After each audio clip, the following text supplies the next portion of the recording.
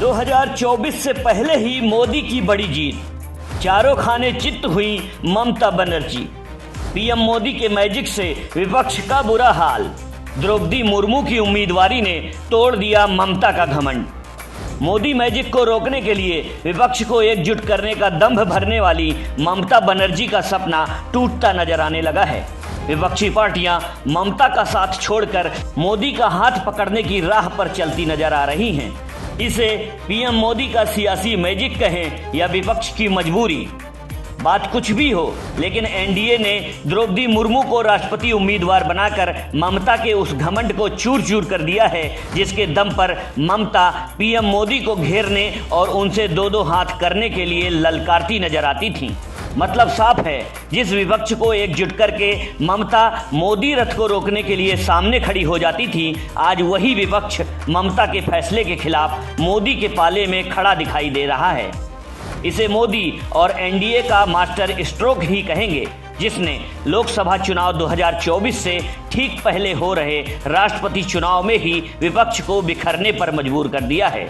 NDA समर्थित द्रौपदी मुर्मू का समर्थन करना या न करना विपक्ष के लिए गुड़ की हंसिया की तरह हो गया है। मतलब साफ है, अगर विपक्ष समर्थन करता है तो जीत एनडीए प्रत्याशी की होगी, और अगर समर्थन नहीं करता है तो 60 लोकसभा सीट और 5 से 6 राज्यों में आदिवासी मतदाताओं की नाराजगी विपक्षी पार्टियों को मोल लेनी पड़ सकती है। इसलिए विपक्षी पार्टियां राष्ट्रपति चुनाव में मोदी और एनडीए का विरोध करके आदिवासी समुदाय के विरोध का सामना करने की हिम्मत नहीं जुटा पा रही हैं। अब जरा हिम्मत न जुटा पाने की वजह भी जान लीजिए। देश के करीब 60 लोकसभा सीटों पर आदिवासी समुदाय का सीधा दखल है।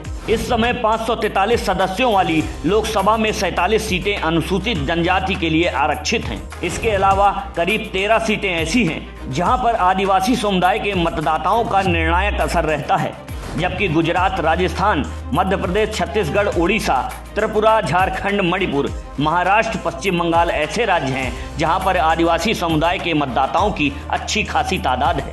देश में साल 2024 में लोकसभा का चुनाव होना है, लेकिन 2024 से पहले देश के उन 5 राज्यों के विधानसभा चुनाव होने हैं जहां पर आदिवासी समुदाय का बड़ा दबदबा है।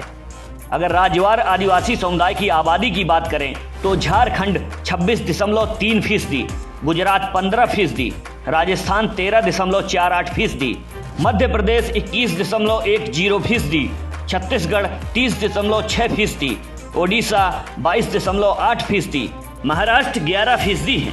जबकि इनमें से गुजरात, राजस्थान, मध्य प्रदेश, छत्तीसगढ़ और त्रिपुरा में साल 2024 के पहले विधानसभा चुनाव होने वाले हैं।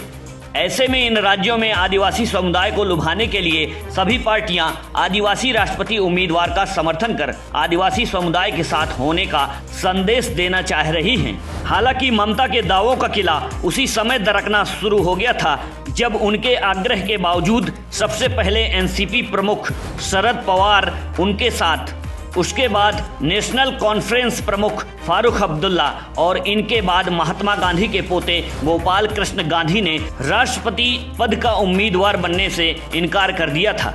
लेकिन मोदी विरोध की बीमारी से ग्रसित ममता ने हार न मानकर पूर्व बीजेपी नेता और मौजूदा टीएमसी के सदस्य यशवंत सिन्हा के नाम का ऐलान कर विपक्ष का समर्थन जुटाना शुरू कर दिया।